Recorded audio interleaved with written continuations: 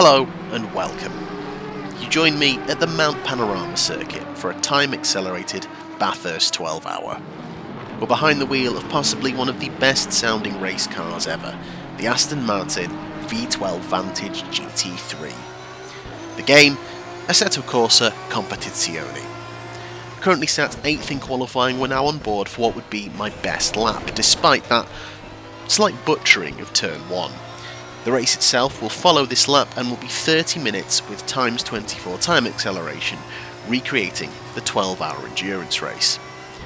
This is the first video of Single Race Mode, a new series that isn't actually a series at all, more like an anthology, similar to Black Mirror except less bleak. Although depending on my driving it might be equally as bleak, so enjoy. At the end of last year I brought my first ever series, Sim Racing Superstar, to an end. As it turns out, getting into sim racing from a standing start, while trying to be instantly competitive and also filming it and putting it on the internet, kind of overpressurises it and sucks the fun out of it.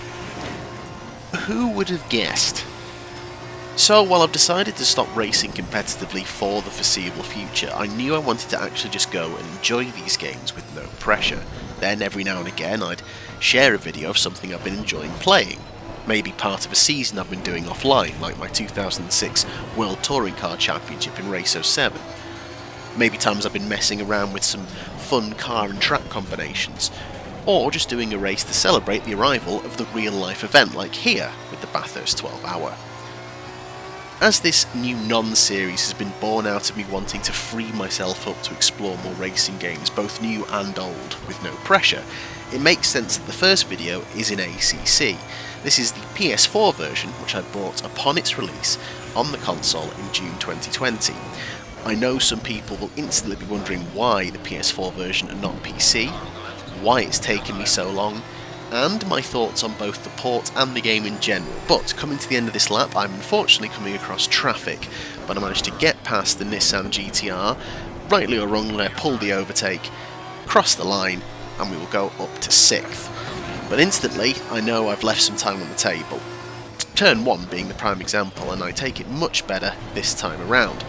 Unfortunately, you can see there's a couple of cars ahead of me, and that traffic would ruin my lap, and I would run out of time to make any improvements. Fortunately, we do end up 6th, which is not a bad result at all, but it could have been better. Those split times show your best splits overall, and I was able to do the best second and third sector of the session. And my best first sector was only a 10th down on the best first sector, so if I'd put that all together, they could have been on the front row, or maybe on pole, with our teammate in the other Aston Martin. The real Bathurst 12-hour starts at 5:45 AM. You can't set the race to start at 5:45 AM, so I set it to start at 5 AM, and as you can see the time acceleration is already working away. So this endurance race is going to start at exactly just before 30 minutes past 5. Precision.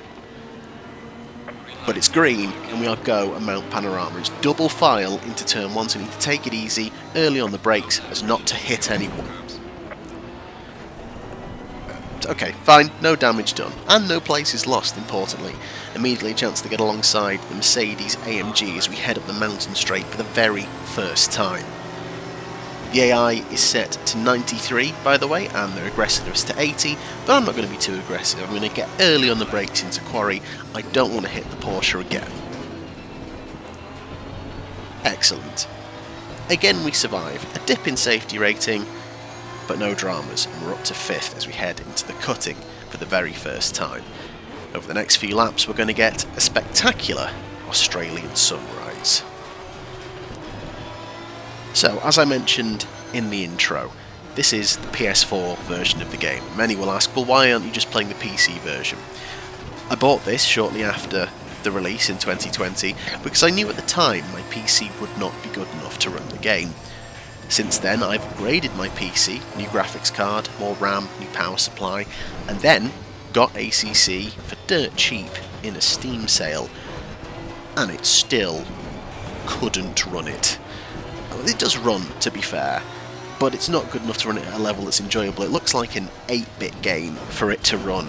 Otherwise, turn up any graphics any higher and it's just pulsing and lagging, and it's not an enjoyable experience. And don't get me wrong, I am not precious about my graphics. I don't need my games to be hyper-realistic to enjoy them.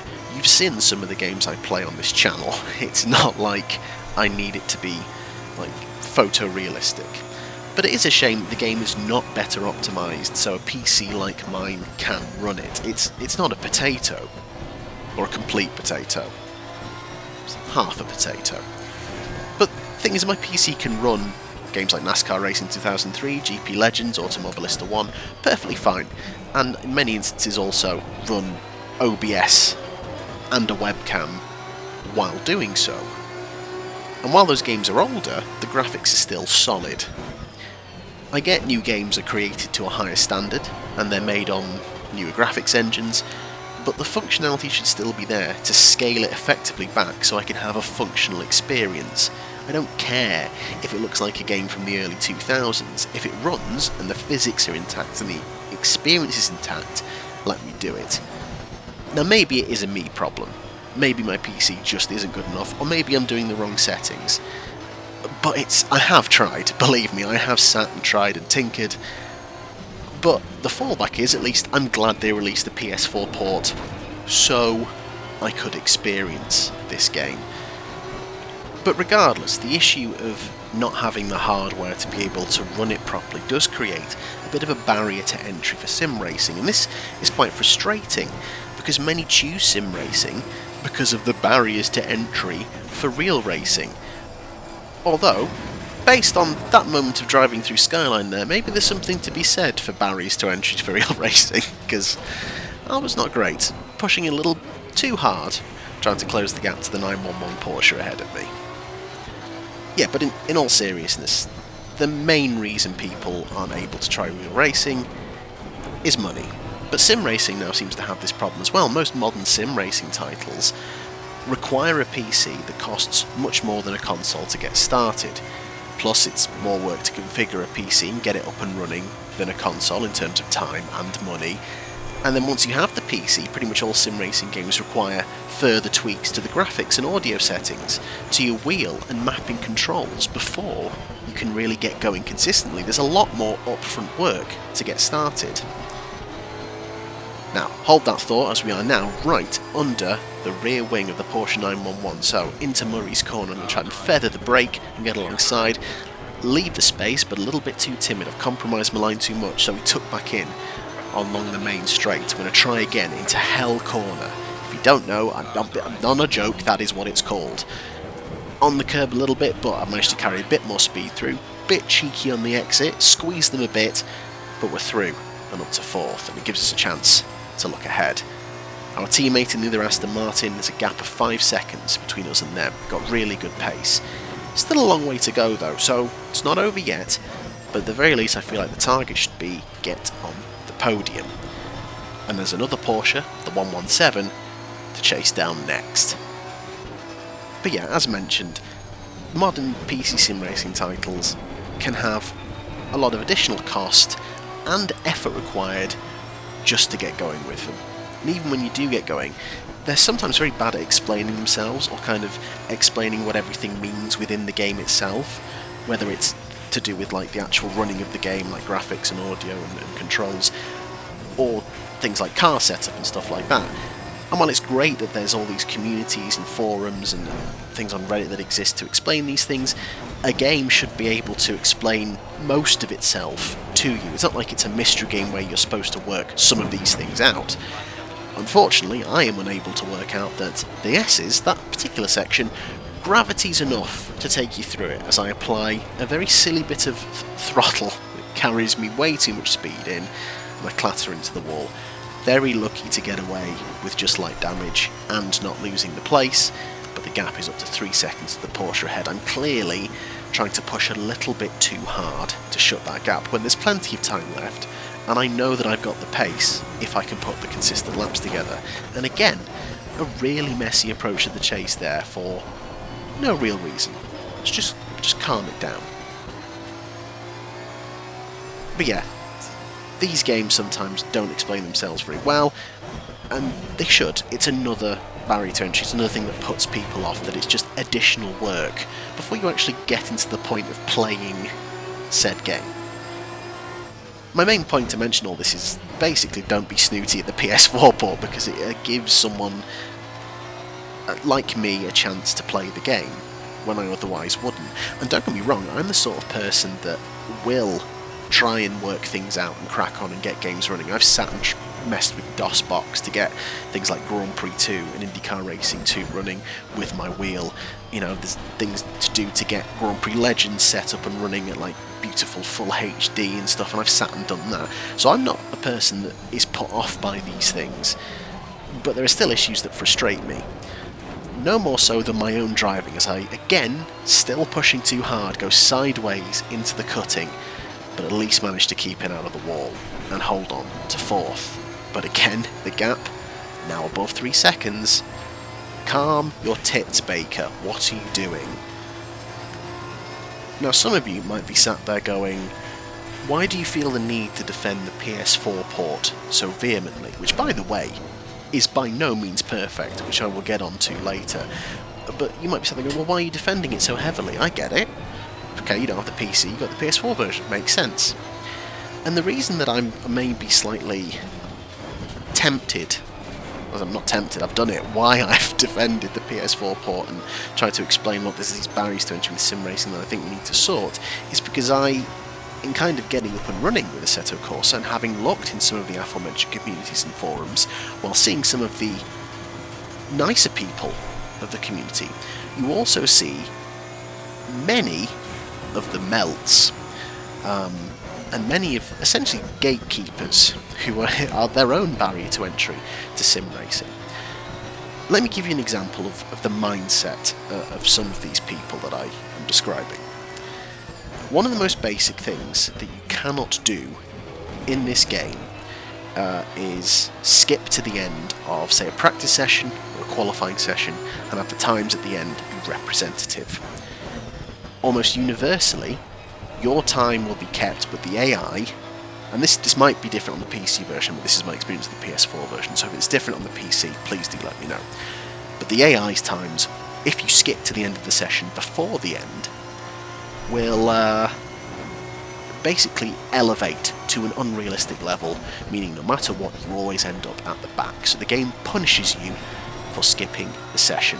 There's no time acceleration, it is just sit and wait or skip it. Now, to me, the punishment for skipping a session should be if people set quicker times than you in the rest of the simulated session, which, especially if it's a dry session and the track gets quicker, will happen anyway, then you don't have a right to reply. That's just what it is in most racing games. However, it seems to be the stance of the game, or at least these aforementioned melts, that this is a simulation. This isn't like... This is literally me paraphrasing some of the comments I saw in the thread. This is proper sim, not like your simcades, not like your F1 games. You need to sit there and wait. And wait to the end of the session. This is a real proper simulation. Great. I love some of the simulation elements of this game, but also, let's just refocus. When we're playing offline as well, especially, it is still a game. And let's get on another barrier to entry, the time to be able to play it. If you want to do a simple 15-minute practice session, 15-minute qualifying session, half an hour race, that's an hour of your time. Let's say if you're very busy, if you have young children, younger than me, and you work as well, maybe an hour's all you get, and that's still going to cut it quite tight for time with like booting up and getting set up and stuff.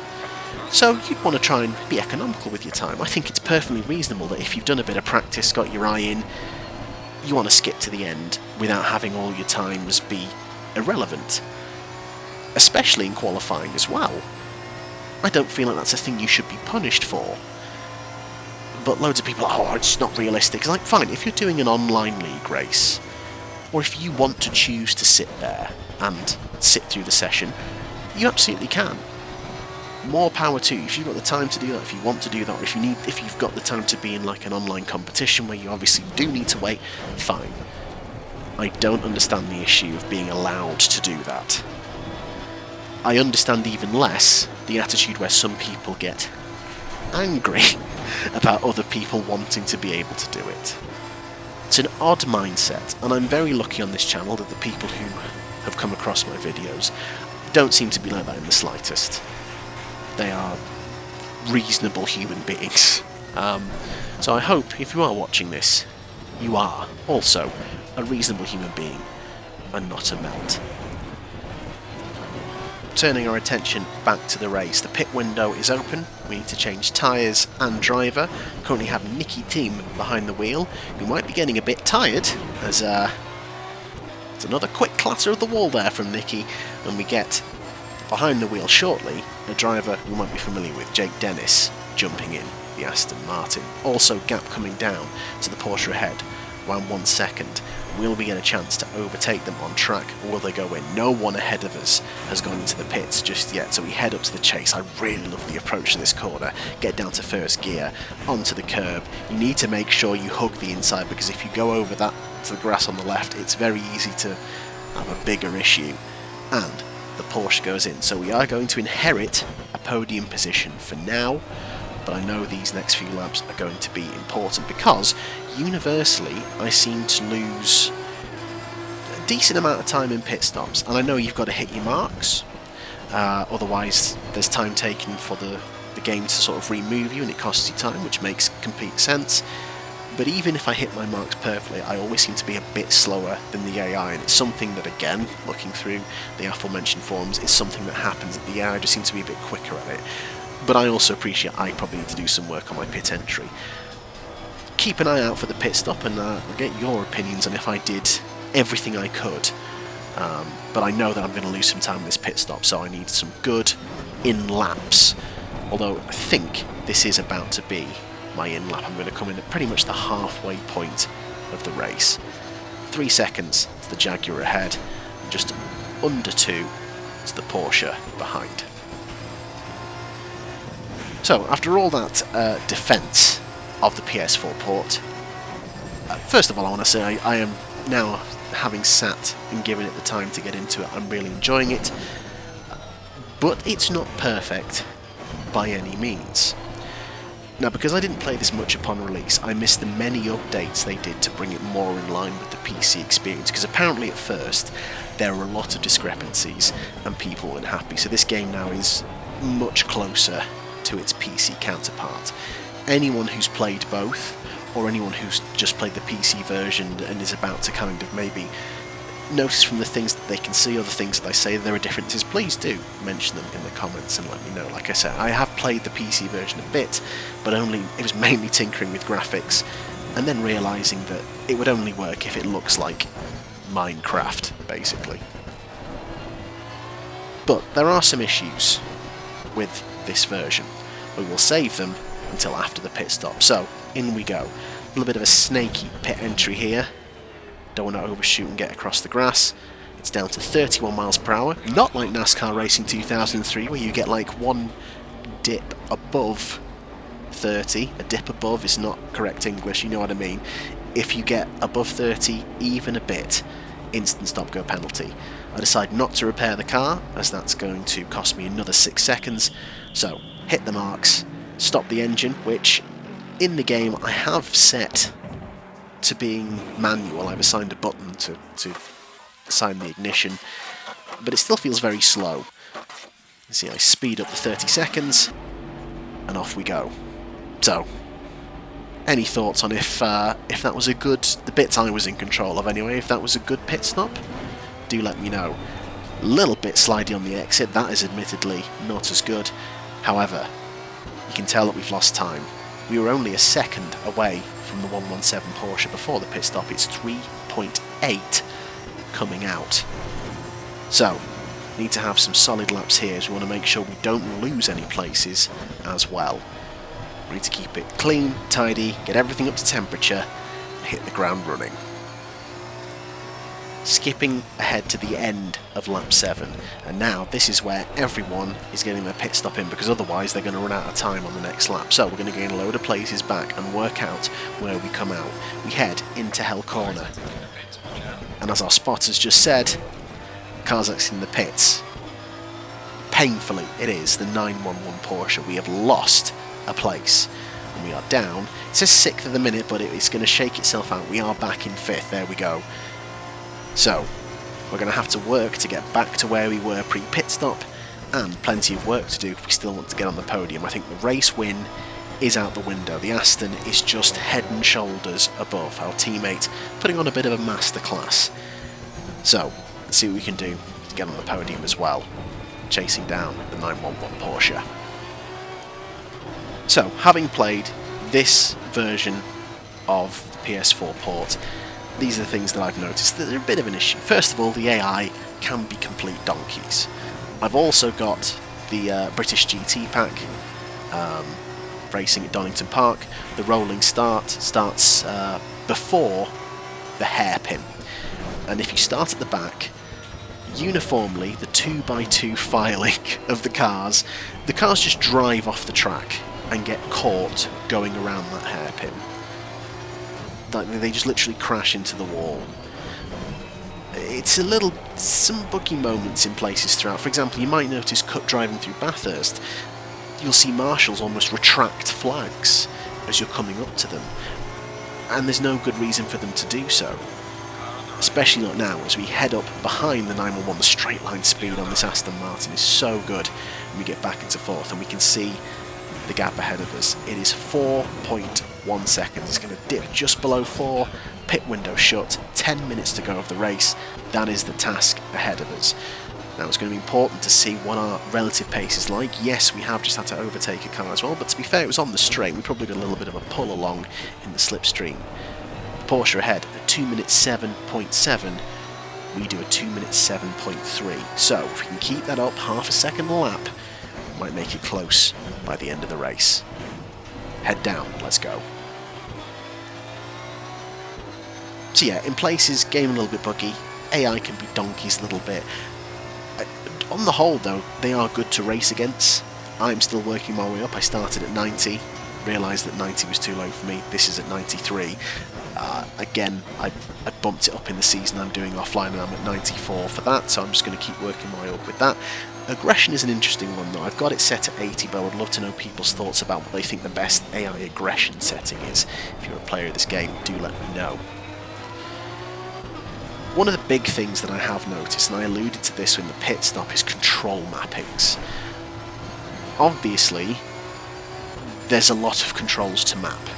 And on PC that's fine, because you also have a keyboard once you run out of buttons on the wheel, as I run out of road again. Another knock to the front of the car, just immediately back into pushing to chase that 117 Porsche, pushing a bit too hard.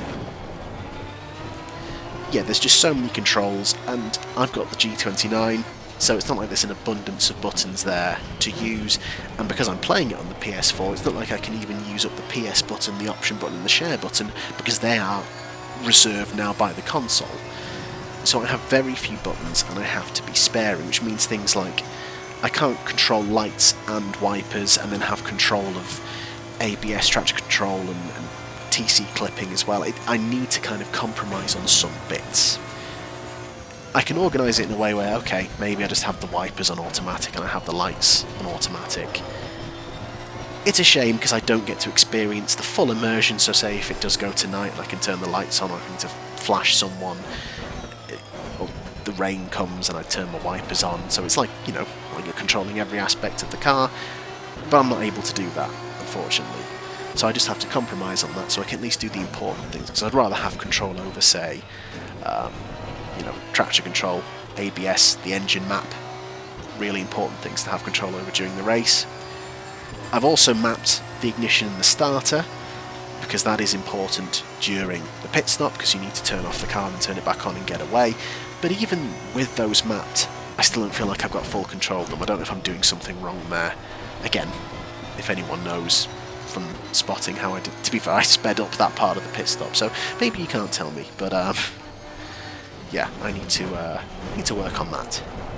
But like I say, that consideration wasn't really there. They've kind of just moved it over and thought, oh well, there's all those controls, do what you want with them. It's like, you could have maybe tried and worked out how to narrow some of these down so it wasn't as much of an issue for PS4 gamers, because basically you would have to accept not mapping all of them. Don't get me wrong, there are some things that you don't need to map, like I don't need a button to specifically put traction control setting to 3. I'll just have one for turning up, one for turning it down, but you know what I mean, you could absolutely narrow things down a little bit. In a similar vein, the menus, especially the ones for things like the car setup and controller configuration menus, have not been optimised for a console at all. They make sense with a mouse and a keyboard, but the structure of them can be so confusing when you need to use the directional pad, and it seems like you can go to any section, but actually you need to go around the menu in a very weird way in some places, and then it feels very unintuitive when loading and saving setups. It's slightly odd in places, but and again, it's just that thing of they'd spent a little bit longer thinking about the console experience. As for my console experience, I just cannot seem to shut the gap to the Porsche ahead. It's just done a 2-minute 7.3, and I've done a 2-minute 8. It seems like I just don't have the pace in this final part of the race to be able to shut the gap down, so I might have to settle for 4th place and keeping the Porsche behind me and making no more mistakes. And with that, we skip ahead. The leader is about to start the final lap, which means so are we. So after spending the first part of the video defending the PS4 port on principle, and then kind of criticising it for some of the things it gets wrong, let's end with the things I do like about it. Well, the most important thing is it's a faithful enough representation of ACC for console, which means I get the physics, I get the content, I get to play these cars, these tracks, these championships with good graphics and not having to worry about tweaking things, and it's an enjoyable enough experience that it immerses me enough to want to play through the seasons and play this game more. Not particularly bothered about playing it online with multiplayer at this point. I just want to enjoy playing these seasons and do essentially the sprint races and the endurance race championships on it. I've already started the 2018 Blancpain Championship, I've done Zolder and I'm at Monza, and it's a lot of fun, and I'm just going to keep playing through it because I'm enjoying it. Like I say, I've got the GT4s and the British GT pack. I'm going to hopefully do those as well. As someone who loved the Le Mans games, as you've seen me play those on this channel, doing time-accelerated endurance racings versus AI in a more simulation game like this is a lot of fun indeed. And it does make me wish that you could do proper multi-class. I think you can do a sort of version of multi-class in British GT because you've got GT3s and GT4s together there. But I wish there were, like, you know, LMPs in the game as well. Does mean I've got one eye on Le Mans Ultimate, but there are some issues surrounding that game, obviously the studio, but the price point of that game looks pretty good. But again, it's the same issue, I don't think my PC will be good enough to run it, so I'm waiting for a port of that as well, if they still do, a PS4 one, that is. Overall though, I'm really enjoying ACC. It's been great to finally get into this, and then when I saw that the Bathurst 12 hour was coming up again, I thought this would be great to kind of get into and do this race as a little celebration, and I've had a lot of fun doing it. I've already got more ideas to do some more kind of experimental stuff with it. I'm thinking a 24-hour GT3 race at Donington Park for shits and gigs. But with that, we cross the line and we finish in 4th. Our teammate in the other Aston Martin wins by 7 seconds from the 54 Jaguar, the 117 Porsche in 3rd, and we finish ahead of the 911 Porsche. Not too bad for starting 6th, but definitely some room for improvement. So as we show a little replay of my final lap, I just want to thank you for watching. Like I say, this is going to be the first of a I don't know what's coming next in single race mode. It is going to be another single race at some point. There might be a big gap between them, there might be another one very soon, but that's the whole point, just to share what I'm playing and babble on at you about something in the meantime as well. So I do hope you've enjoyed it, and I do hope I'll see you again very soon.